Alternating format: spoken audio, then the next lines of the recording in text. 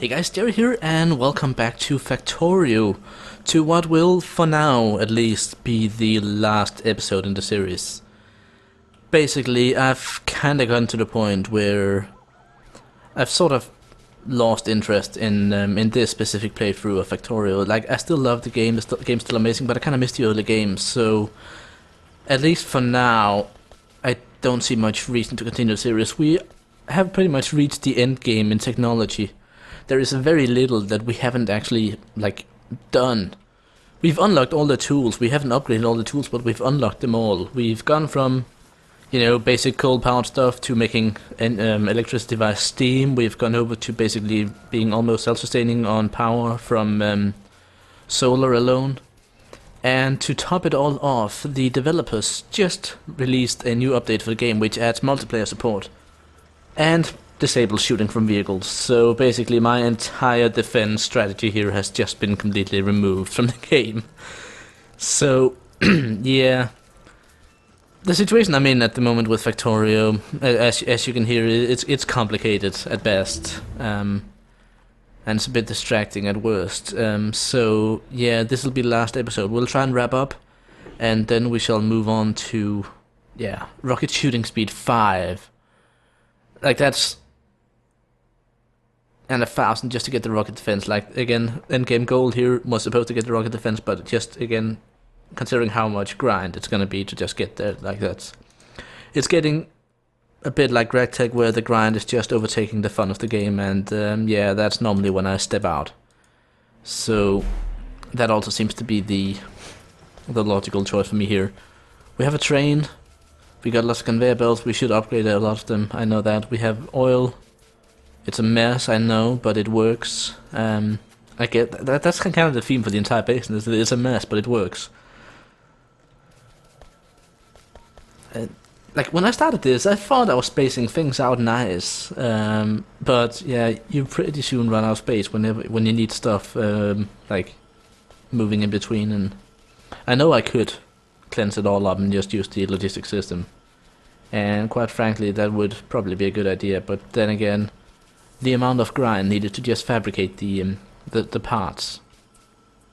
It's not as much grind because you can automate most of it, but even then, with automation, it still takes a long time to do, basically to get any sort of stuff done. It will also take in a major refactoring of my base in order to, accommodate the docking stations and other things, to get the base covered properly. And yeah, quite frankly, like, it's just too much grind for me to really bother with. Like, we have more than 11 hours invested in this game now. I know it's only been maybe 20-some... It's been 22 episodes, I think. 22 episodes of about 20 minutes each. That doesn't give 11 hours, so yeah, there's been a bit of extra time spent as well, in order to try and, reduce the grind on camera. Oh, we just got to see the laser gun shoot. Okay, this... Hold on, let me just quickly have a look here. These legs here, they drain the batteries so quickly, it's ridiculous. Oh, that's right, I wanted to research this one instead. Ah, well, I guess I will finish the off-metal construction first. Shouldn't take too long. Then again, I should have taken some research speed a lot earlier in the process. So, we have these little robots flying around bringing stuff. I believe I set it up over here to... Yeah, this one's requesting stuff in order to fabricate the roboports.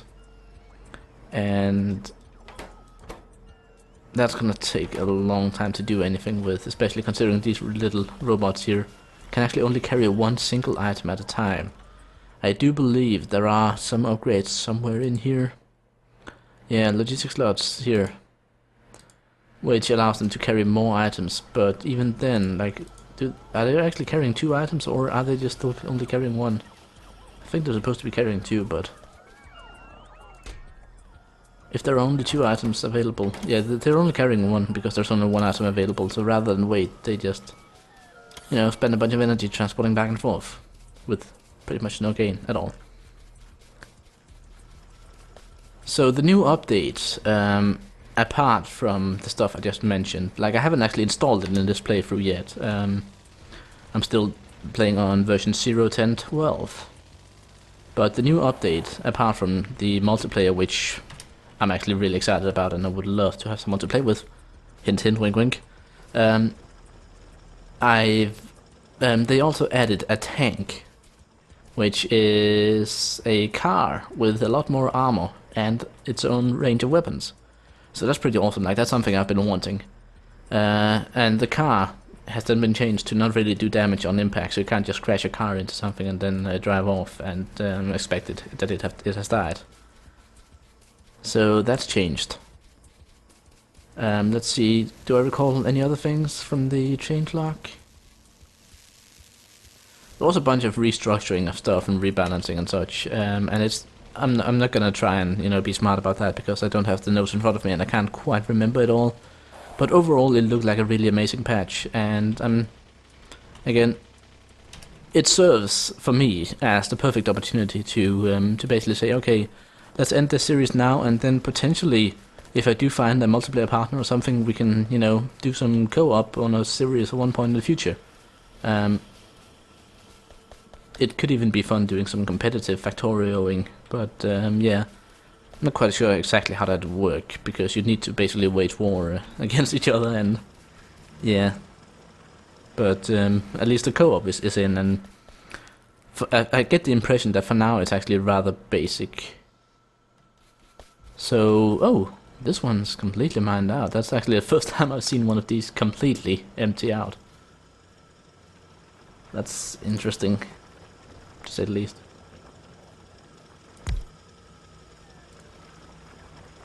So, yeah. Let's do this.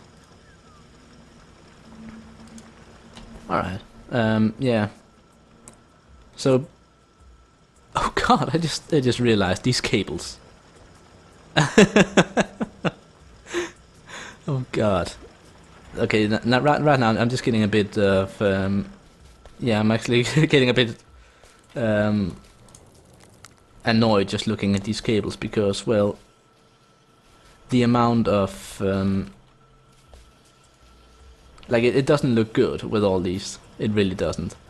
I guess I should have invented the substations at one point. Like, that would have been pretty good. And like, and then I even realized these are actually medium-sized, many of them. So why is this one even here? Why was that one even there?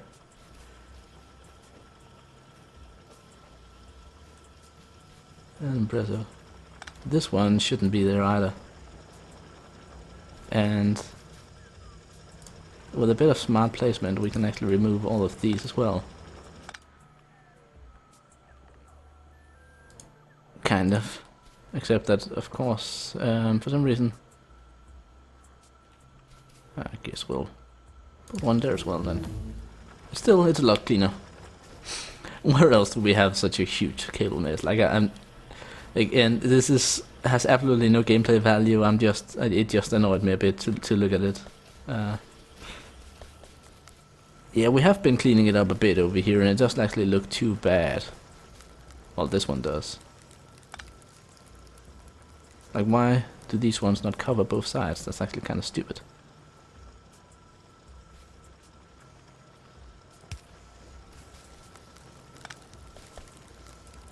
And that one was not necessary.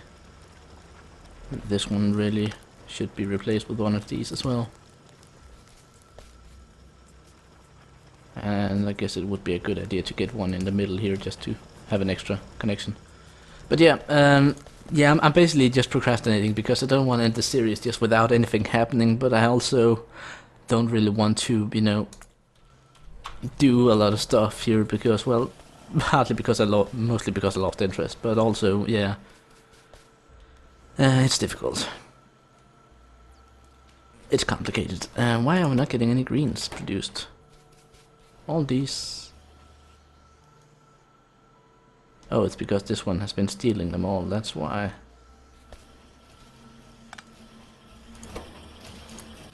Guess we can just put in these two stacks, full stacks we have. That should help the speed a bit. But yeah, overall I'm actually quite happy with this base. Like, this is the most advanced Factorio base I've made. in all my time playing the game. I know that's not saying a lot, and quite frankly, the fact that I'm proud of this mess here should say something about my general way of playing games. But then again, it's the same that happened with OpenTTD. I got to a point where basically there is no new tools coming into play. There are like no new tools will come into play here. It's just a matter of basically perfecting, optimizing, and improving on what you already have. And quite frankly, that's not the gameplay I most enjoy. Like it's that's the min-maxing. It's the micromanagement, and that's not my genre.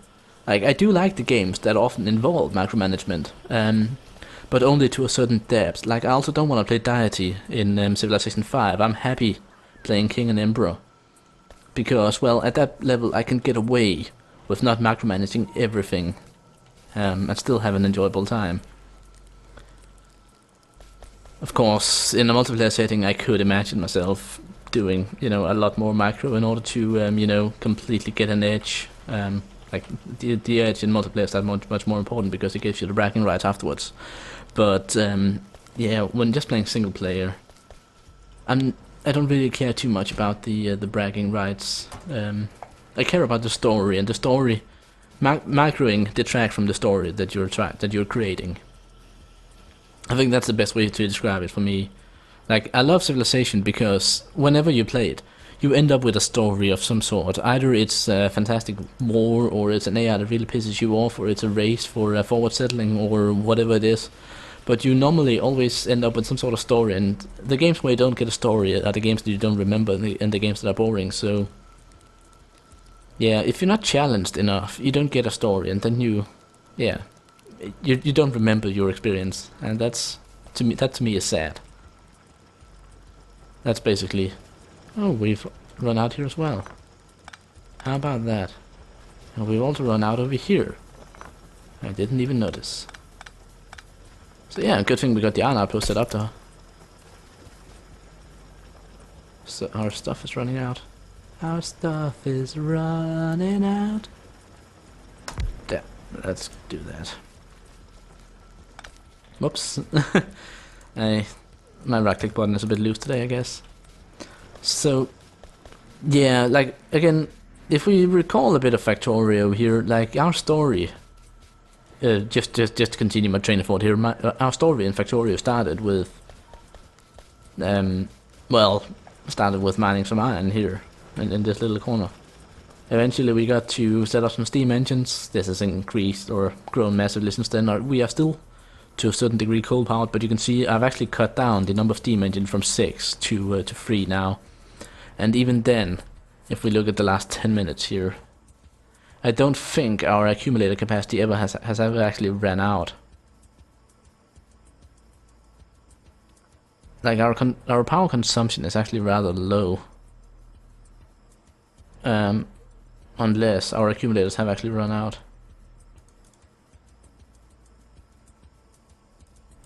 Did they actually run out? I guess they did. Yeah. Okay, that's interesting. That's actually the first time that's happened. Has something changed? Oh, roboports. Yeah, okay, something has changed. Basically, you can see for the last 1 minute, the roboports have been by far the largest consumer of power. So since we started installing these things, we have completely ruined our power system. Alright, that's... yeah. Not that I care too much, really. We're leaving this, so that's fine. But yeah, basically our story started. We continued to, automate it. We got some miners set up. We got the conveyor belts drawing in coal and such, and we set up our first automated factory here, I think with one of these 2 furnaces up here. And since then, they've been upgraded a number of times. Now, we could actually do away with coal altogether if we just install a bunch more solar panels. Like, I have 15 on me here I could just set up. But, honestly, maybe accumulators would be a better idea, because at the moment, let's see, our consumption is actually maxed out. But that's because we're charging up the accumulators here, so that's gonna take a while for them to fill up. So I wonder if actually,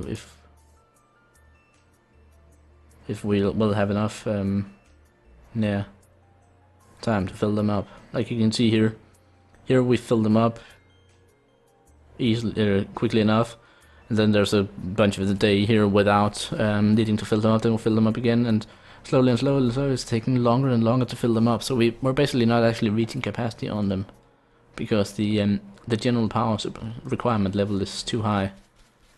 So yeah, needs more solar panels, and that would also be where, you know, the logistics system could help us in that we could set up a schematic for a solar farm and just have the robots build it for us. But again, that's getting to a level of fiddling around that I don't really want too much. Like, the scale is getting too big. That's also why I'm not building, you know, 20 assembly machines in CraigTech. The scale gets out of hand, and then like that's really detracting for me.